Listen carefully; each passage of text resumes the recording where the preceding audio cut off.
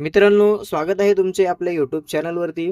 तर मित्रांनो, बरेच पालक जे आहेत ते कन्फ्यूज झालेले आहेत की आर-टीचे फॉर्म सुरू झाले आहेत.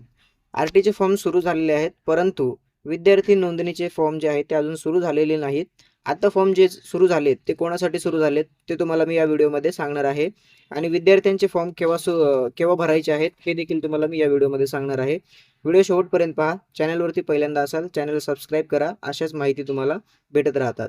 तर सगळ्यात पहिलं तुम्ही आर-टीच्या student.maharashtra.gov.in या वेबसाईटवरती येता. इथे आल्यानंतर तुम्हाला एक वेळापत्रक बघण्यासाठी मी जे स्टेप सांगतो ते फॉलो करावे लागतात. तर इथे तुम्ही पाहू शकता ॲडमिन स्कूल लॉग इन आहे, त्यानंतर ऑनलाईन ॲप्लिकेशन आहे, पॅरेंट मॅन्युअल आहे. तर असे भरपूर ऑप्शन आहेत. त्यामध्ये एक ॲडमिशन शेड्यूल नावाचं एक ऑप्शन आहे. यामध्ये तुम्हाला संपूर्ण वेळापत्रक जे आहे ते बघायला मिळते. ॲडमिशन शेड्यूल यावरती तुम्ही जसे क्लिक करता त्यानंतर तुमच्यासमोर असा पॉपअप आलेला दिसेल. यामध्ये ॲकॅडमिक इयर या ठिकाणी आपण 2026-27 हे सिलेक्ट करायचं आहे. ॲप्लिकेशन राऊंड या ठिकाणी 1 हे सिलेक्ट करायचं आहे.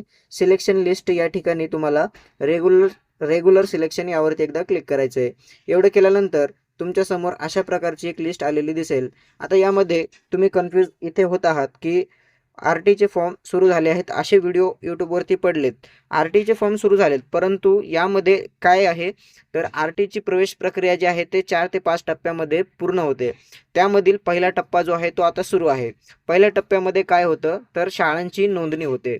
आर-टीसाठी जेवढे पण पात्र शाळा आहेत त्या आर-टीच्या या वेब पोर्टलवरती रजिस्ट्रेशन करतात.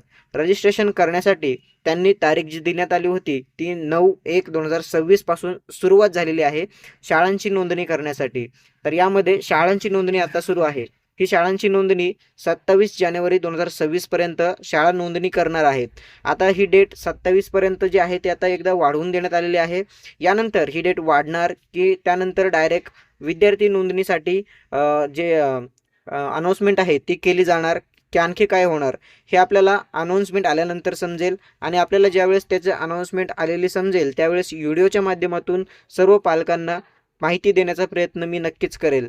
तर अशाच महत्त्वपूर्ण आणि सर्व सविस्तर माहितीसाठी आपले यूट्यूब चॅनल आजच सबस्क्राईब करून ठेवा. धन्यवाद. जय हिंद, जय महाराष्ट्र.